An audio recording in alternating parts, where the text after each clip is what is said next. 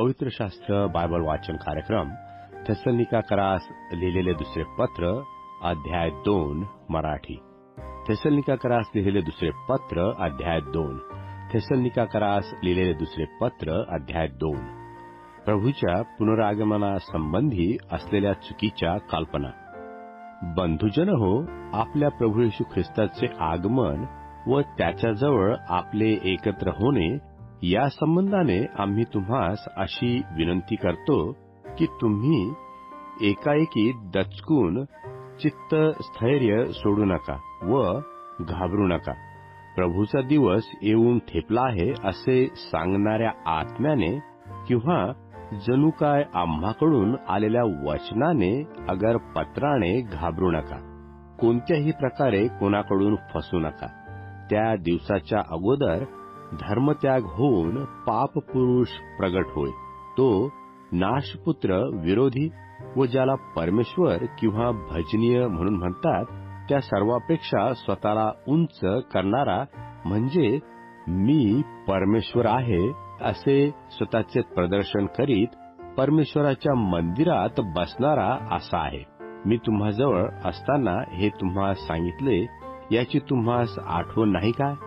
त्याने स्वसमयीच प्रगट व्हावे, अन्यवेळी होऊ नये म्हणून जे प्रतिबंधक आहे ते तुम्हास ठाऊक आहे.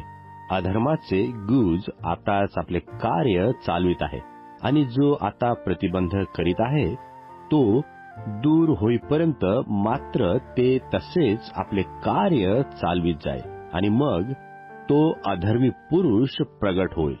त्याला प्रभू येशू आपल्या मुखातील श्वासाने मारून टाकेल आणि आपण येताच स्वदर्शनानेच त्याला नाहीसे करील.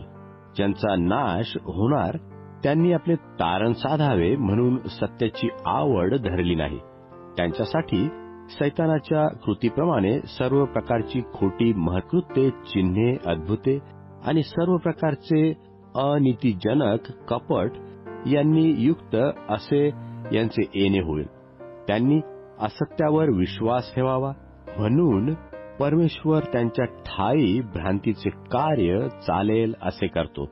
ज्यांनी सत्यावर विश्वास ठेवला नाही तर अनितीत संतोष मानला त्या सर्वांस दंडाज्ञा द्यावी म्हणून असे होईल.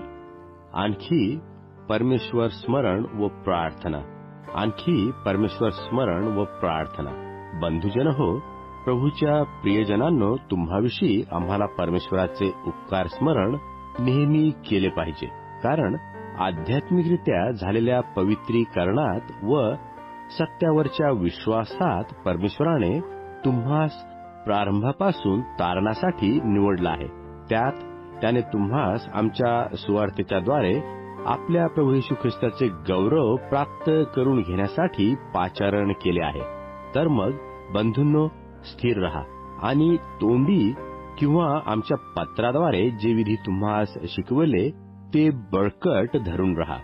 आपला प्रभू येशू ख्रिस्त हा आणि ज्याने आपल्यावर प्रीती करून युगानुयुगाचे सांत्वन व चांगली आज्ञा कृपेने दिली, तो परमेश्वर आपला पिता तुमच्या मनाचे सांत्वन करो आणि प्रत्येक चांगल्या करण्यात व बोलण्यात तुम्हास स्थिर करो.